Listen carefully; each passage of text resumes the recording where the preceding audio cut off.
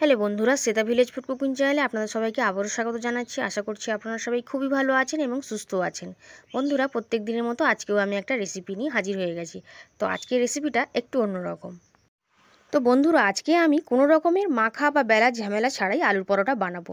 খুবই নরম তুলতুলে হয়, বানানো একেবারেই সহজ, আর খেতেও কিন্তু দারুণ সুন্দর লাগে। কোনো রকমের ঝামেলা ছাড়াই কিন্তু এগুলো বানিয়ে নিতে পারবেন। তো আলুর পরোটা রেসিপিটা শেষ পর্যন্ত দেখার জন্য আপনাদের সকলের কাছে অনুরোধ রইল। আশা করি রেসিপিটা আপনাদের কাছে কিন্তু খুবই ভালো লাগবে। চলুন তাহলে খুবই সুন্দর এবং তাড়াতাড়ি ঝটপট এই আলুর পরোটাগুলো বানিয়ে ফেলা যাক। তো বন্ধুরা, আলুর পরোটাগুলো বানানোর জন্য আমি দুটো আলু আগে থেকে সেদ্ধ করে নিয়েছিলাম আর একটু ঠান্ডা করে নিয়েছি। এখন এই চামচটা নিয়ে নিচ্ছি, বা আপনারা কোনো রকমের ম্যাশার নিয়ে নিতে পারেন বা হাত দিয়েও মেখে নিতে পারেন। আমি এই চামচটা দিয়ে খুব ভালো করে আলুটাকে আগে মেখে নেব। আলুটা খুব ভালোভাবে মাখা হয়ে গেছিলো। এরপর দিয়ে দিলাম হাফ চামচের একটু কম লবণ, আর দিয়ে দেবো হাফ চামচ মতন জিরের গুঁড়ো এবং ধনিয়া গুঁড়ো, আর সামান্য পরিমাণে লঙ্কার গুঁড়ো, আর এখন দিয়ে দেবো কুচনো কাঁচা লঙ্কা। বন্ধুরা, আমি এখানে আলুর পরোটাটা নিরামিষভাবে বানাচ্ছি, তাই সেই জন্য কোনো রকমের আদা রসুনের বাটা বা পেঁয়াজ কুচি কিন্তু দিলাম না। আপনারা কিন্তু সেগুলো দিতে পারেন, দিলে কিন্তু পরোটাটা খেতে আরও বেশি ভালো লাগবে। এখন সব কিছুকে একসঙ্গে দিয়ে হাত দিয়ে খুব ভালো করে আমি মাখিয়ে নিচ্ছি। খুব ভালো করে আলুটাকে এইভাবে সব কিছুকে একসঙ্গে দিয়ে মেখে নিয়েছিলাম। এরপর আমি 1 বাটি পরিমাণে ময়দা দিয়ে দিচ্ছি, আর ময়দার বদলে আপনারা কিন্তু আটা দিয়েও কিন্তু বানাতে পারবেন। আর দিয়ে দিচ্ছি বাটিতে 1 বাটি জল। খুব ভালো করে এরকম একটা হ্যান্ড উইক্স দিয়ে আমি ব্যাটারটাকে বানিয়ে নিচ্ছি। খুবই সহজ বন্ধুরা, বাচ্চাদের টিফিনের কিন্তু দিতে পারেন। অল্প অল্প করে জল মিশিয়ে কিন্তু ব্যাটারটা বানিয়ে নিতে হবে। একসঙ্গে বেশি জল কিন্তু দিয়ে দেওয়া যাবে না, কারণ ব্যাটারটা কিন্তু একটু ঘন হবে। তো দেখুন, ব্যাটারটা আমার এইরকমই হয়ে গেছে।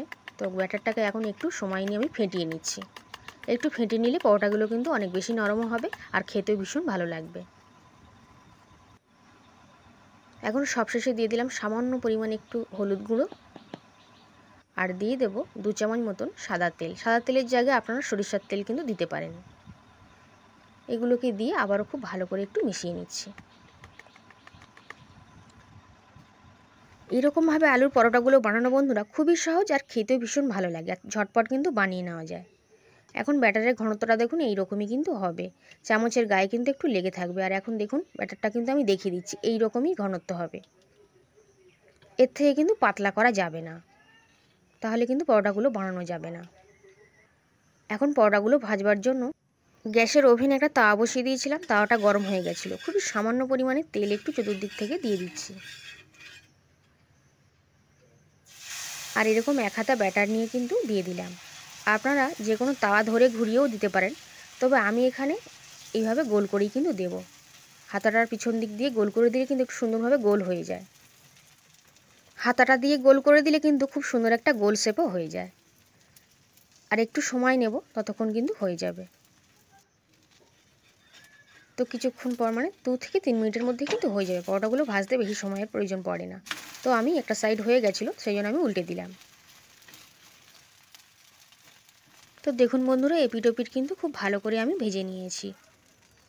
এবার আমি উল্টো দিক করে দিচ্ছি, দিয়ে তেল দিয়ে দেবো। সাদা তেল দিয়ে কিন্তু পরোটাটা ভাজবো। যেহেতু এটা আলুর পরোটা, তাই আমি একটু তেল দিয়েই ভেজে নেব। আপনারা চাইলেই তেলটা কিন্তু নাও দিতে পারেন, আর যদি বাচ্চাদের জন্য যদি বানান, তাহলে কিন্তু এই তেলটা না দিলেই ভালো। তো পরোটা যেমনভাবে ভাজা হয়, তো সেরকম একটু তেল দিয়েই আমি উল্টে পাল্টে ভালো করে ভেজে নিলাম।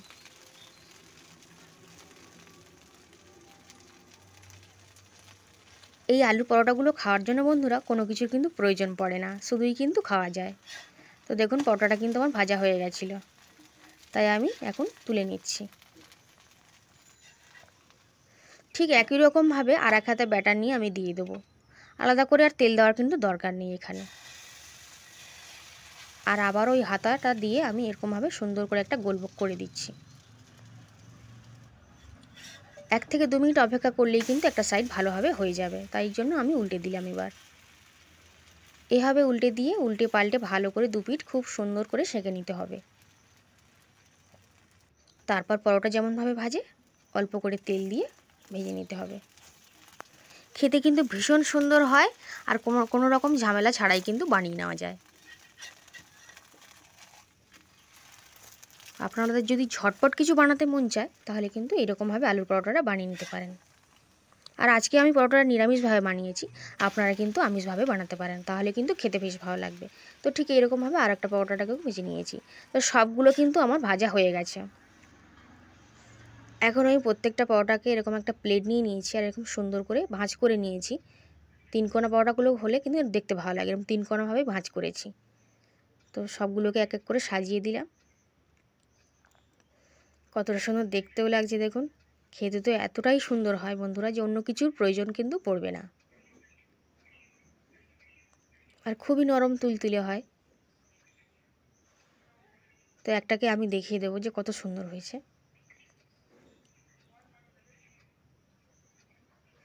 আশা করছি পরোটা রেসিপিটা আপনাদের খুবই ভালো লেগেছে। ভালো লাগলে অবশ্যই আপনারাও বাড়িতে বানিয়ে খাবেন। বাচ্চা থেকে বড় সবাই কিন্তু খুবই পছন্দ করবে এরকম পরোটা। আজ তাহলে এই পর্যন্তই, আবার হাজির হবে অন্য কোনো রেসিপি।